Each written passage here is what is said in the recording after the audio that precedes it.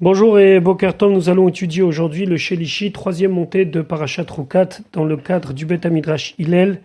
Bet Hamidrash fondé à la mémoire du Rav Hillel Pevzner, Zichrono Livracha. Notre étude commence au Perek Raf, 20e chapitre du livre de Bamidbar, Pasuk Zain, verset 7. Donc les Bnei Israël n'ont pas d'eau. Ou Maïn Aïn Lishtot. Ils n'ont pas d'eau. Myriam vient de quitter ce monde. Il n'y a plus de puits. Ils se révoltent, Moshe et Aaron tombent sur leur face, se mettent à prier, et là, Akadosh Baruch Hu apparaît à Moshe et Aaron. Pasuk Zain, Vaidaber Hashem, El Moshe, Hashem, il a parlé à Moshe les morts en disant la chose suivante. Kach et Amate, prends le bâton, le fameux bâton. Le Rashbam d'expliquer que Moshe Rabbeinu est rentré dans le Kodesh à Kodashim pour prendre le bâton d'Aaron. Vous vous rappelez? Dans Parashat Korach, on a étudié ce fameux bâton qui miraculeusement a donné des fleurs, des bourgeons et des fruits. Donc Moshe Rabbeinu va prendre ce bâton qui avait été conservé donc dans le Saint des Saints, les Mishmeret, les Hot, Livnei Merib, comme signe pour les rebelles. Et donc il prend ce bâton, en tout cas Dieu lui donne ici l'ordre de prendre ce bâton, Ve'akel et Aeda, rassemble l'assemblée. Alors quand on dit l'assemblée ici, c'est les gens importants de l'assemblée. Ata toi, ve'Aaron achicha et Aaron, ton frère, ve'di bartem, et vous allez parler el hasela, au rocher. Et ici, là, il y a un article défini, hasela, le fameux rocher.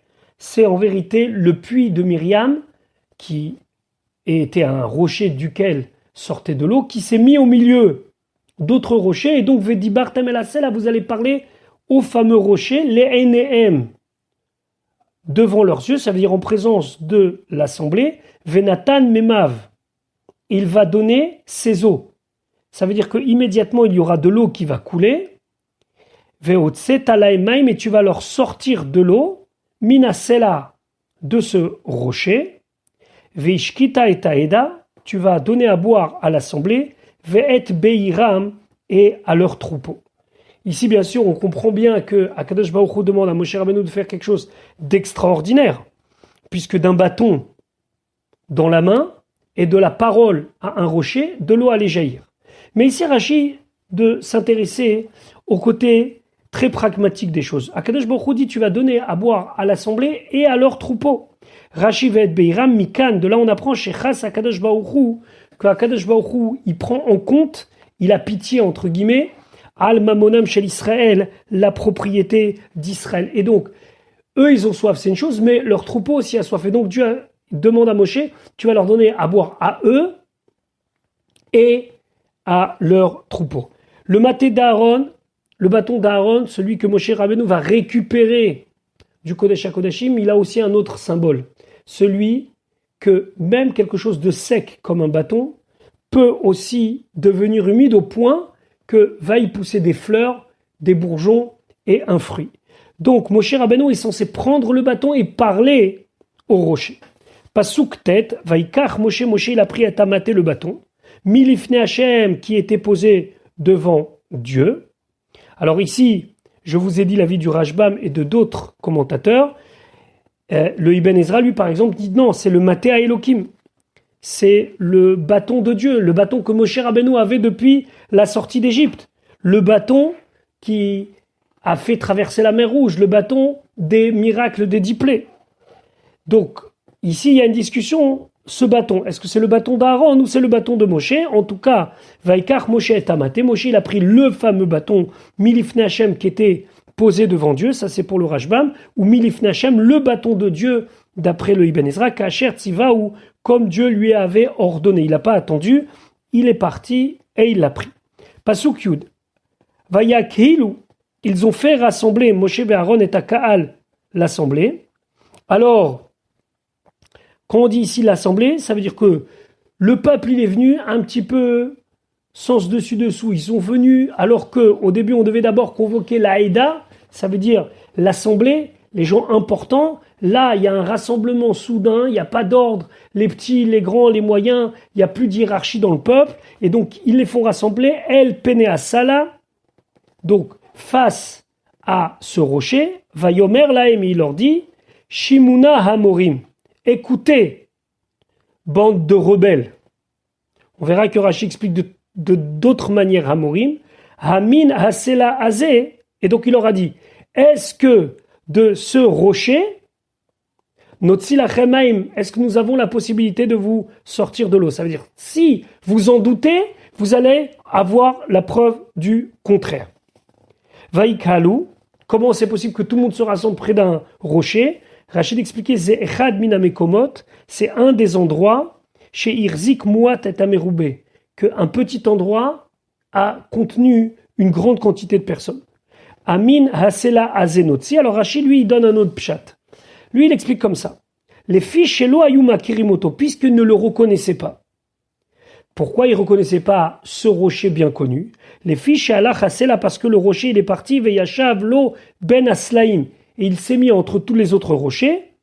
Keshenistalek Aber, lorsque le Béer a disparu, le puits de Myriam a disparu. Vayo Israël, Omrim Lahem, et les Bnei Israël, il leur disait, Malachem, d'où vous savez, mais Eze Sela Totsi Ulanumaim. De quel rocher vous allez nous faire sortir de l'eau? Les Kach Hamarlaim, c'est pour ça qu'il leur a dit Hamorim, Sarvanim, vous êtes des rebelles. Pourquoi vous ne laissez pas les choses se faire?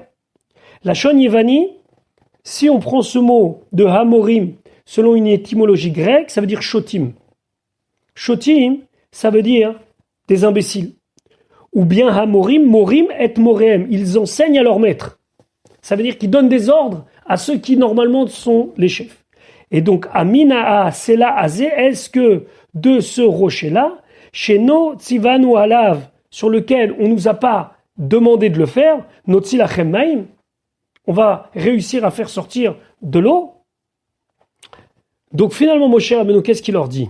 On va vous faire sortir de l'eau, mais il faut juste qu'on sache comment le faire et à quel endroit frapper. Donc qu'est-ce que vous croyez? Qu'on n'en est pas capable? Mais Amina Selazé, est-ce que de ce rocher-là, Notzilachem Maim, nous allons réussir à vous faire sortir de l'eau? Si c'est pas le bon, et si c'est pas sur lequel Akadosh Baruch Hu nous a donné l'ordre, on pourra pas. Et d'ailleurs, c'est intéressant de savoir qu'on a déjà vu cette situation-là. C'était dans le livre de Shemot. Et là-bas, Akadosh Baruch Hu, il dit à Moshe Rabbeinu, Ineni omed lefanecha sham ala tsur bechorev. Et c'était une référence à un rocher qui était sur le mont Sinaï. Veiki tabatsu, et tu frapperas le rocher. Veyatsu mimenu maim veshataam. Et là-bas, il y aura de l'eau qui va sortir, le peuple va boire. Et donc, ici, Moshe Rabbeinu se retrouve avec une situation semblable, sauf qu'il n'a pas l'indication, comme la première fois où Dieu lui dit « Ineni omed lefanecha sham », et la première fois, on lui a demandé de frapper, et ici, on lui a demandé de parler. Pasuk Yudalef, Vayarem Moshe et Yado. Moshe a levé sa main. Vayach et Asela. Il a frappé le fameux rocher. Ça veut dire qu'il a frappé et ça a été le bon rocher. Bemateou avec son bâton. Paamaim 2 fois. Vayetseu maim rabim, sont sortis beaucoup d'eau. Vatesht aeda.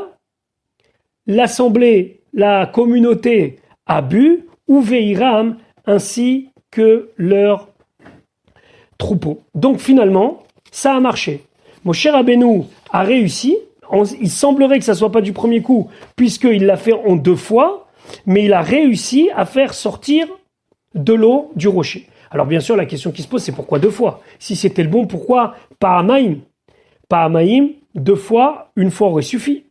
Rachid expliquait pourquoi il a frappé 2 fois, et pourquoi Bichlal il l'a frappé. Il aurait dû parler. Les filles chez Barishona, parce qu'au départ, quand il a frappé une première fois, l'eau otsi et la tipine. C'est sorti un petit peu de goutte. Les filles chez l'Otsiva Makom le Akoto. Parce que Dieu lui avait pas demandé de le frapper. Et là, seulement il avait dit Vedi Bartem et là c'est là.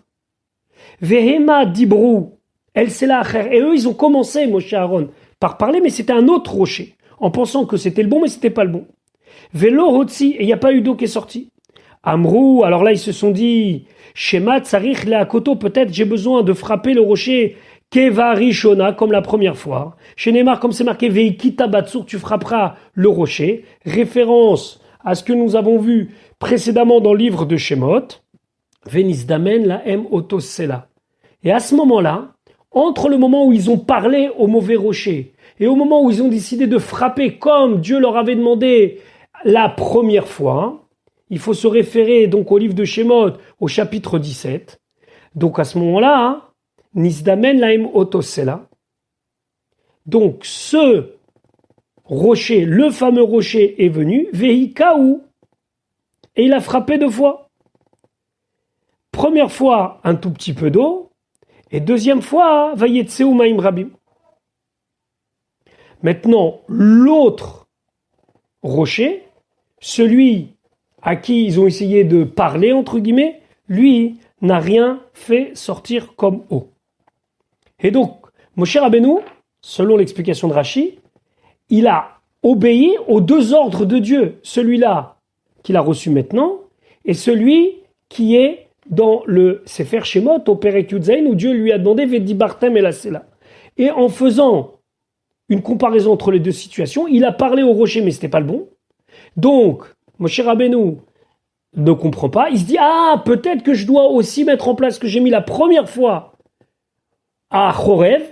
Et là, il frappe une première et une deuxième fois. Et là, Vayetseu Maim Rabim. Pasuk Yudbet. Vayomer Hashem el Moshe, Hashem dit à Moshe ve'el Aaron et à Aaron. Yan, parce que lo ehemantem bi. Alors lo ehemantem bi, ça ne veut pas dire que vous ne croyez pas en moi. C'est que vous n'avez pas fait croire en moi. C'est-à-dire que vous aviez la possibilité d'agir comme je vous l'ai demandé et de faire en sorte que les Bnei Israël aient confiance en moi et vous ne l'avez pas fait. Les Hagdisheni, de me sanctifier mon nom, les aînés Bnei Israël, aux yeux des Bnei Israël. La reine, c'est pour cela, lo tavi ou et akal azé, vous n'allez pas amener ce kaal, ça veut dire les Bnei Israël, ce peuple, cette communauté, el haaretz, vers la terre, asher natati lahem, que je leur ai donné. Alors il leur a pas encore donné, mais on sait très bien que quand on dit asher natati lahem, ça veut dire que j'ai juré, que je me suis engagé de leur donner. Et là, Moshe Rabbeinu apprend à Aaron avec lui qu'ils ne vont pas rentrer en Eretz Israël. Suite à cette histoire du rocher, ils ne vont pas rentrer en Eretz Israël. Il faut comprendre le pourquoi du comment. Qu'est-ce qu'il y a eu ici de tellement grave? Alors le passouk nous dit, vous auriez pu mettre dans le cœur de chacun la émouna, la foi en Akadosh Baruch. Et maintenant, Rachid expliquait Ya'an loheman tembi. Par le fait, puisque vous n'avez pas fait croire en moi. Ici, Rachid nous dévoile la raison pour laquelle, dans cette erreur de Moshe Rabbeinu, Moshe et Aaron ont été punis de ne pas rentrer en Eretz Israël. Gila Akatouv, le passouk nous a dévoilé, nous a montré, chez Iloulé Chetze Bilva, si ce n'était pas à cause de cette faute uniquement, Ayou Nichnasim la Haaretz, serait rentré dans la terre d'Eretz Israël. Kede Shelo Yomru Aleem, afin qu'on ne dise pas sur eux, Ka'avon She'ar Dor Amidbar, comme la faute du reste de la génération du désert, chez Nixar Aleem, dont on a décrété sur eux, chez Loïkansu, qu'ils ne vont pas rentrer, Kachaya Avon Moshe Aaron, ainsi était l'erreur et la faute de Moshe Aaron. Donc ici, la première raison qui est évoquée par Rashi, c'est une raison positive entre guillemets. Il fallait absolument expliquer le fait que Moshe et Aaron ne vont pas rentrer en Eretz Israël pour ne pas confondre cette raison avec la raison du reste du peuple, c'est-à-dire suite à la Xéra des 40 ans, le décret des 40 ans dans le désert, et suite à l'histoire des miracles. Maintenant, Rashi se pose une question. Ve'alo, voilà. Moshe Rabbeinu a déjà posé des questions qui peuvent prêter à confusion. La fameuse question Hatson ou Vakar Yishachet Kaché Miso. On a vu que lorsque Akadosh Baruch Hu, il a dit à Moshe Rabbeinu, tu vas fournir de la viande au peuple, je vous invite à relire le chapitre Yud Aleph, chapitre 11 de Bamidbar, et Moshe Rabbeinu il dit, mais si je prends du petit bétail et du gros bétail et que que je le tue, est-ce que ça va suffire? Et donc on voit ici que cette phrase pourrait être, elle aussi, être interprétée comme un manque de confiance. Comme ici, avec l'histoire du rocher. Maintenant, la première fois, il n'a pas été puni, Moshe Rabbeinu. Et ici, il est puni. Et là, seulement, nous dit Rashi, les filles chez Basseter, parce que lorsque c'était une conversation entre Moshe Rabbeinu et Hachem en secret, Chiser alavakatouv, le pasouk, ça veut dire Akadosh Baruch Hu a eu pitié de lui, entre guillemets, et il lui a pas tenu rigueur.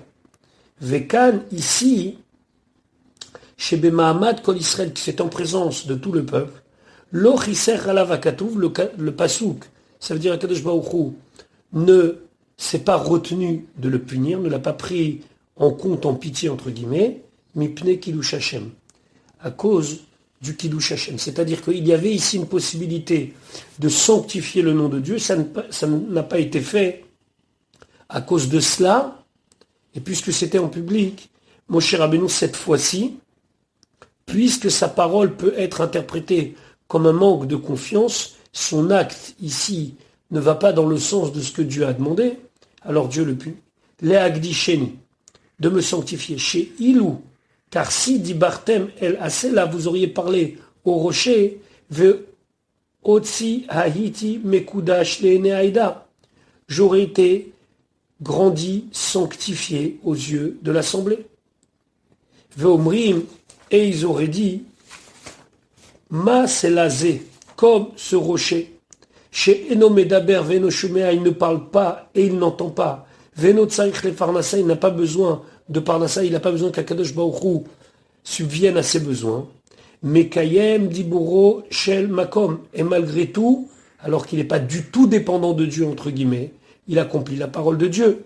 Kalva Chomer Anou, à plus forte raison, nous qui devons accomplir la parole de Dieu. Et c'est ça qui a manqué. La reine Lotaviou, c'est pour cela que vous n'allez pas amener le peuple juif à la terre d'Israël. Bishvoa, ici à Kadosh Baruch Hu, emploie un langage de serment.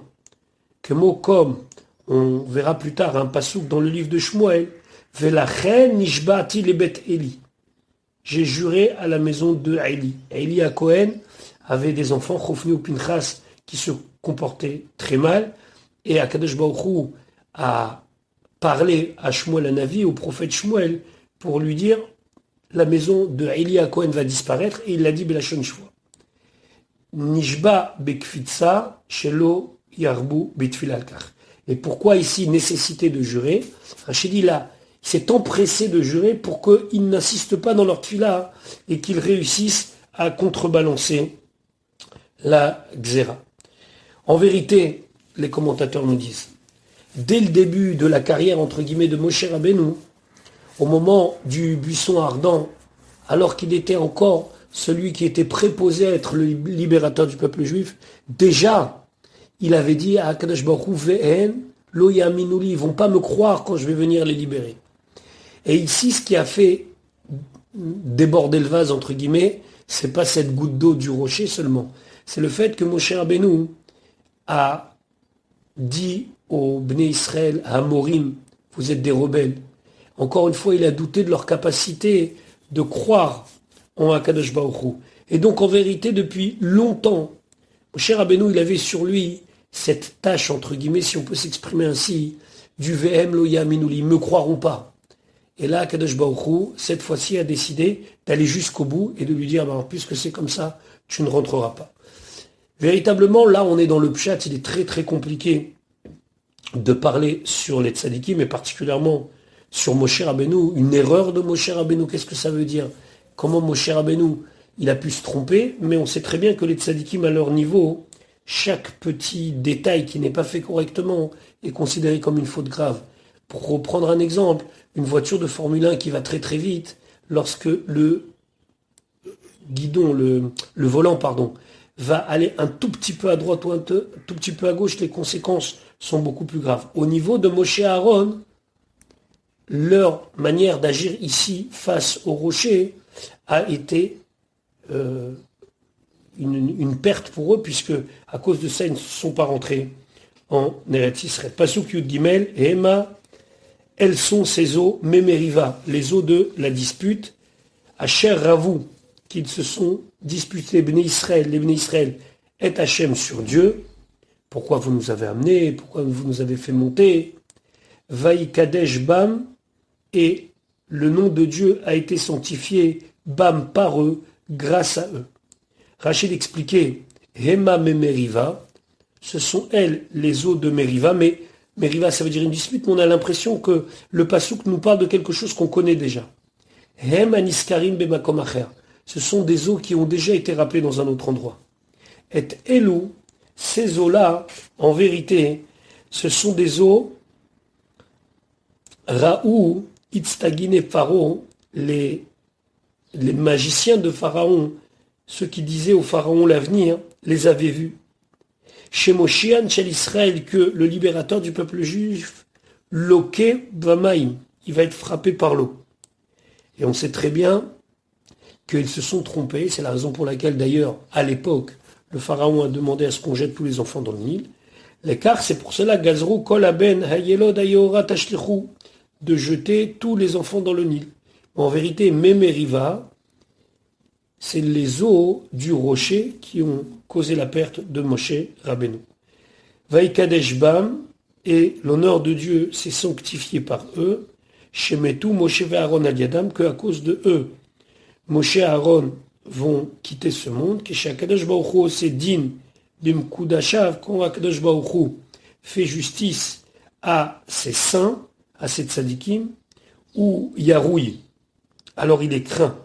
Femit Kadesh à la briote, et il est sanctifié au sein des autres créatures, et qui disent, regarde comment Akadosh Baruch Hu agit envers même ceux qui sont le plus proches de lui. À plus forte raison, combien Akadosh Baruch Hu peut agir à ceux qui sont éloignés de lui. Vechen ou Omer, et ainsi il dit, Nora Elohim, Dieu réveille sa crainte, mais Migdashecha. Alors, mais Migdashecha, ça parle ici du Beth Amikdash. Mais Migdashecha, il y en a qui expliquent le Migdashecha de ceux qui ont sanctifié Akadosh Baruch Hu. Vechen ou Omer, et ainsi il dit, après la mort des deux enfants de Aaron, Bikrovai et Kadesh, je me sanctifie par ceux qui sont proches de moi et saints. Donc voilà pour aujourd'hui. Bezrat Hashem, on se retrouve demain pour la suite de notre étude. Bonne journée.